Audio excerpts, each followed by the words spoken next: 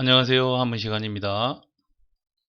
7번째 시간 가죽 피 번식, 가죽 피가 들어간 글자가 번식되는 과정을 보겠습니다. 이를 통해서 우리가 전번 시간 했던 형성의 개념을 정확하게 알아보겠습니다. 자, 그에 앞서서 미리 알아둘 한자를 몇 가지 살펴보겠습니다. 자, 이 글자는 우리가 물숫자였죠. 여러분들 이제 기억나야 됩니다. 물숫자는 이렇게 수도꼭지에서 똑똑똑처럼 점 3개로 쓰기도 한다. 시옷 두 번째, 시옷 두 번째, 시옷 아래에서 위로 쓴다. 그래서 앞으로 물숫자를 이런 모양으로 더 많이 쓴다. 그 다음에 이 글자는 뭐였죠? 저번에 자연 관련 부숫자 할 때 했었죠? 예, 돌석자라고 했었죠? 한글하고도 달라서 영어에 돌이 stone이기 때문에 stone 여기만 썼다라고 한번 기억해 봅시다.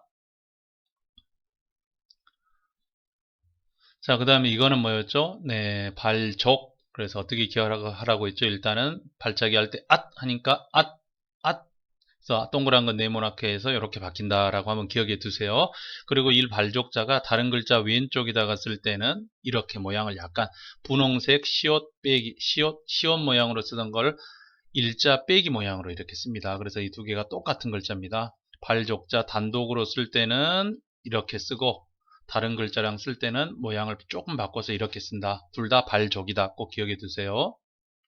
공책에 적으면서 꼭 들어주세요. 자, 그 다음에 이 글자는 뭘까요? 자, 요즘 TV를 보면 화났다는 뜻으로 많이 쓰이지만 실제로 이런 모습입니다. 큰 강남 사거리처럼 큰 사거리. 자, 그래서 위쪽 모퉁이, 아래쪽 모퉁이가 이렇게 있겠죠. 그래서 위쪽 모퉁이는 자, 곡선으로 시옷 비슷하게, 아래쪽 모퉁이는 빼기 일자 모양으로. 그래서 이렇게 됩니다. 그러면 이 사거리, 사거리에는 사람들이 걸어가고 걸어 다니기 때문에 지금은 가다행, 단일행이라고 부릅니다. 그렇지만 사거리란 뜻이 반드시 있는 겁니다. 이 글자 역시 다른 글자 왼쪽에다가 쓸 때는 이렇게 하나, 둘, 셋 이렇게 왼쪽에다가 쓸 때는 이 절반만 쓴다. 이 사실도 꼭 기억해 주세요. 가다행, 단일행은 원래는 사거리다. 자, 그 다음에 이거는 뭐죠? 사람이 침대에 누워있는 모습이죠. 갑골문에도 똑같이 있습니다. 이 분홍색이 침대겠죠. 그 다음에 빨간색 사람, 그 다음에 옆에 있는 파란색은 물이라는데 여기서는 아마 이 사람이 흘리는 땀이라든지 피가 되겠죠. 그래서 그 다음 갑골문에서는 이렇게 세워서 쓰고 지금은 한자는 이 분홍 색깔별로 그대로 일치하겠죠. 분홍색이 침대, 빨간색이 사람, 주변에 피나 땀은 지금 사라져 버렸겠죠. 다 닦아버려서. 그래서 이 모습이 있으면 사람이 아파서 침대에 누워있는 모습이다. 그래서 뭐라고 한다? 병력이라고 한다. 그래서 이 모습이 들어가면 이 모양의 한자가 들어가면 다 아픈 거랑 관련이 있는 한자다 라는 사실 꼭 기억해 주세요. 자, 그 다음에 이 글자는 뭘까요? 네, 옷입니다. 우리가 의식주라고 할 때.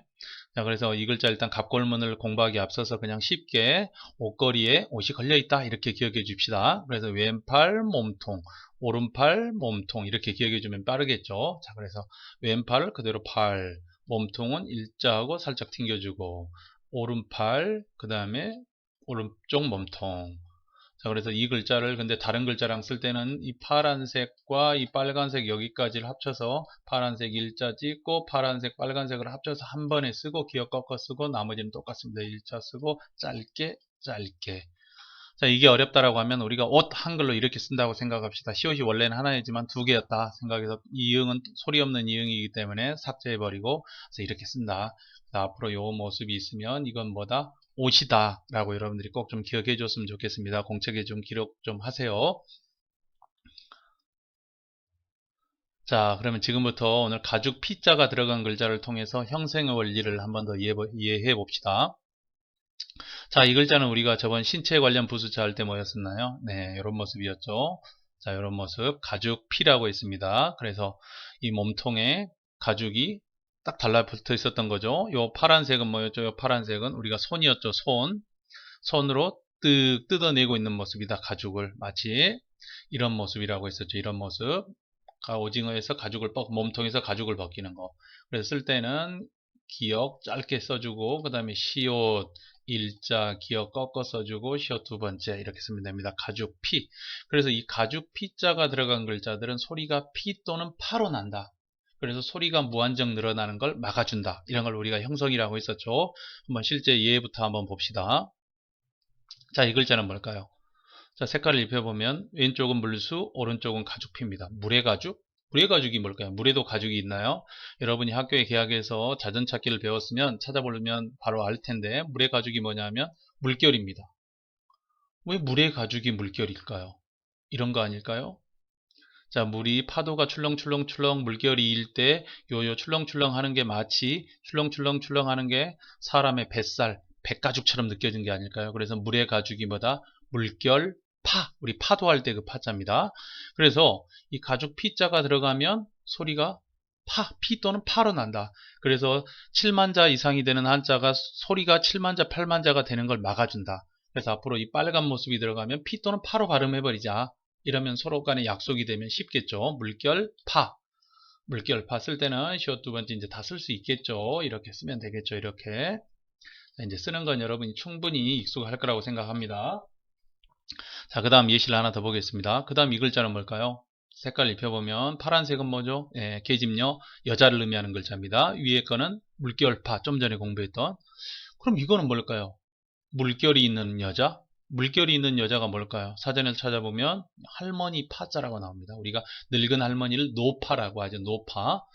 그러면 왜 물결이 있는 여자가 할머니일까요? 이렇게 생각해 볼 수 있겠죠. 옛날에는 아주 고기능성 화장품이 있는 것도 아니기 때문에 젊어서는 이렇게 팽팽하던 피부가 고생하고 나이 들어서 농사 짓다 보면 이렇게 쭈글쭈글 주름이 파도처럼 가지 않았을까, 물결처럼 가지 않았을까, 이래서 할머니라고 하지 않을까, 이렇게 생각해 볼 수 있는 겁니다. 그래서 여러분이 한자를 보고 그걸 그림으로 한번 생각해 보는 거 많은 도움이 됩니다. 그러면 여기서 어떤 게 형성의 원리냐? 이마에 물결, 주름이 가득 잡힌 여자, 할머니. 여기까지만 하면 회입니다. 회의. 할머니니까 할머니, 할이라고 하자. 그러면 그건 회의가 돼버리는 거죠. 그러나 소리가 무한정 늘어나는 걸 막기 위해서 이 물결 파자의 발음을 따와서 그대로 파로 해버린다. 여기까지 뜻과 소리까지 신경 쓰는 걸 형성이라고 한다 라고 했는데 이해되나 모르겠습니다. 하나 더 보겠습니다. 자, 이거 뭐였죠? 색깔 입혀보면 왼쪽 건 돌석, 오른쪽 건 가죽피입니다. 그럼 돌가죽? 돌에도 가죽이 있나요? 한번 상상해 볼까요? 돌에 가죽이 있을까요? 아니면 가죽으로 돌을 때린다 할까요? 아니면 돌로 가죽을 찍어버린다는 뜻일까요? 사전을 찾아보면 깨트릴 파라고 나왔습니다. 우리 파괴한다라고 할 때. 자, 그러면 왜 그럴까요?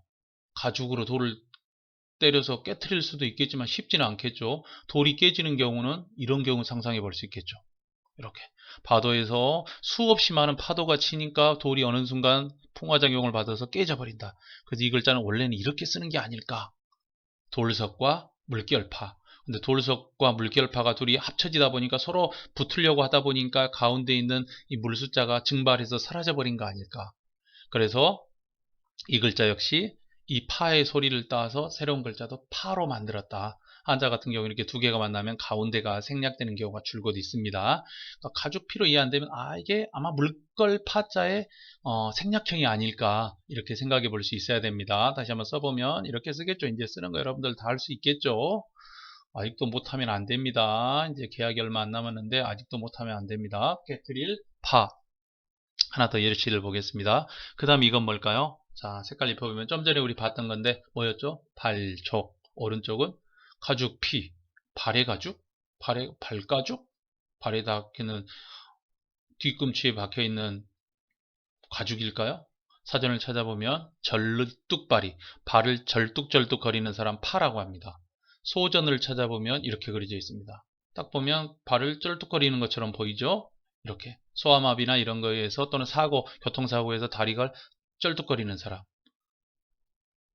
근데 왜 가죽 발이 절뚝발일까요? 그래서 선생님은 생각해 봤습니다. 이 글자는 아마 이렇게 발과 깨트릴 파, 발이 무슨 사고를 통해서 다리가 뼈가 금이 가거나 이래서 후천적 장애로 인해서 절뚝발이가 됐을 거다. 그래서 가운데 부분이 발족과 합쳐지면서 가운데 부분이 생략됐을 거다. 또는 이렇게도 생략할 수 있겠죠.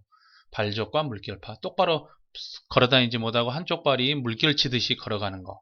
이래서 이걸 절뚝발이 파. 우리가 뭔가 일이 잘 안 될 때 파행이 된다라고 하죠.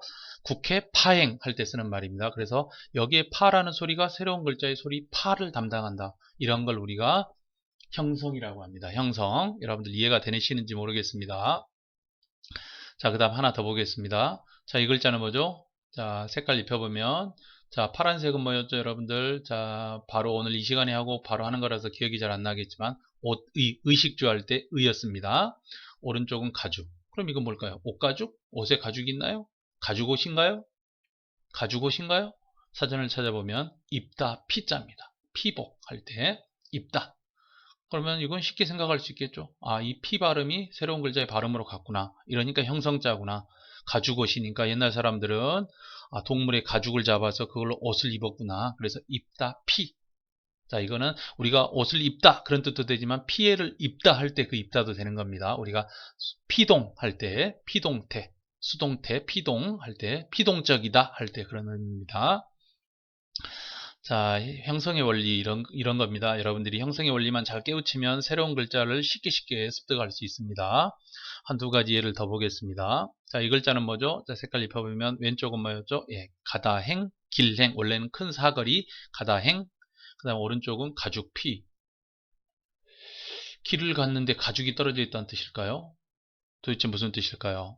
자, 사전을 찾아보면 저 피라고 나와 있습니다. 저쪽 할 때 피차, 피차, 차일, 피일 할 때 그 저쪽이라는 뜻의 저쪽, 피, 저쪽이에요. 피 이런 뜻입니다. 저쪽이라는 뜻. 왜 이 두 글자가 합쳐지면 저쪽이 될까요? 그래서 제가 여러분들 도움을 주기 위해서 한번 상상을 해봤습니다. 일단 이 파란색이 큰 사거리이기 때문에 이런 사거리가 있었을 거다. 그리고 여기서 한 가지 상상을 해봤습니다. 한 사람이 서 있었는데 갑자기 저쪽 모퉁이에서 꽝! 차랑 사람이 부딪히는 사고가 일어나서 사람이 피가 흘리고 있어요. 그래서 경찰관이 막 달려온 거죠. 사고 어디서 났나요? 그러니까 이 아저씨가 사고 장면을 목격했던 아저씨가 손을 쭉 뻗어서 저쪽이요. 10m 떨어진 저쪽이요. 그래서 이거 아닐까요? 떨어진다라는 의미를 가죽에서 가져온 거 아닐까요? 길에서 저만큼 떨어진 쪽. 그래서 저 피가 아닐까. 여러분들이 여러분 나름대로 이렇게 한자를 보고 어떤 상황이었을까를 생각하는 겁니다. 한자라는 게 모양을 보고 그린 거기 때문에 도대체 저 두 가지의 모양, 두 가지의 사진을 통해서 어떤 뜻을 표현하고 싶었던 걸까 한번 시간을 내서 고민을 해보면 더 쉽게 암기하는 데 도움을 받을 겁니다. 그래서 여기서 가죽 피자는 가죽이 몸통에서 떨어지는 것처럼 떨어진 쪽, 길에서 내가 지금 서 있는 곳에서 조금 떨어진, 가까운 쪽이 아니죠. 먼 쪽이죠. 그러니까 저쪽이 되겠죠. 그럼 이거 역시 가죽 피자의 소리를 따라서 새로 만들어진 글자의 소리도 피가 된다. 이런 겁니다. 이런 걸 우리가 뭐라고 한다? 형성의 원리라고 한다. 좀 빠른 설명이지만 뭐 너무 빠르면 돌려보세요. 자, 한 예 더 보겠습니다. 자, 이 글자는 뭐였죠? 자, 좀 전에 본 거라 기억 안 나겠지만, 자, 파란 거는 병력자. 사람이 침대에 누워있는 모습. 근데 피나 땀을 흘리고 있어서 아픈 모습. 병력이라고 있었죠. 오른쪽은 가죽피라고 있습니다. 그럼 이건 뭘까요? 가죽에 병이 들었다. 가죽이 아프다. 사전에 찾아보면 지칠 피라고 나와 있습니다. 우리 피곤하다, 고달프다, 이럴 때 지쳤다 할 때 그 피자입니다. 피곤할 때. 그래서 상상 한번 해봤습니다. 선생님이 이런 거겠죠. 얼굴 보면 아주 피곤이 쪄들어 있는 것이 보이죠. 그럼 여기에 도대체 왜 가죽은 쓰였을까? 가죽에 병이 들었다. 그래서 선생님이 이 글자는 또 어떤 글자일까 하고 참 생각해 봤습니다. 아마 이런 글자 아닐까요? 이 피 발음이니까 새로운 글자도 피다. 이렇게 형성이란 것까지는 알 수 있겠죠. 근데 가죽이 병드다. 가죽이 아픈 게 지친 것과 바로 연결하기는 쉽지 않으니까 아마 이 글자도 이런 글자가 아닐까. 사람이 침대에 누워서 땀이나 피를 흘리고 있는데 그 이유가 뭔가 깨어진 모습. 하도 일을 너무 고된 일을 해서 막 몸 마디마디가 깨질 것 같은 그런 느낌. 몸 마디마디가 깨질 것 같은 느낌. 그래서 지쳤다. 이런 뜻이 아닐까요? 그렇게도 한번 상상해 볼 수 있겠죠. 그래서 두 글자가 만날 때 그 중간에 낀 거는 생략된다 라고 생각하면 이 글자가 나오겠죠. 그러니까 가죽 피자가 들어간 글자는 해석이 잘 되지 않으면 물결파 또는 깨뜨릴 파로 대체해서 해석해 보면 잘 풀리는 경우가 많습니다. 자, 이렇게 기존 한자의 소리로 새로운 한자의 소리를 만든다. 이걸 우리가 뭐라고 한다? 형성이라고 한다. 그러니까 형성은 회의의 단계, 회의에서 멈추지 않고 회의는 끝과 뜻만 모은 거고 그러면 소리가 7만 개, 8만 개 늘어나야 되기 때문에 소리가 늘어나는 걸 방지하기 위해서 기존 두 한자의 음을 새로 만들어진 글자에 소리로 차용한다. 이걸 우리가 형성이라고 하는 겁니다. 자, 오늘 수업은 이렇게 가죽 P자를 통해서 형성의 원리를 한번 더 이해해 봤습니다. 여러분들 꼭 기록하시고 한 번 더 복습해 보기 바랍니다. 자, 오늘도 수고하셨습니다. 감사합니다.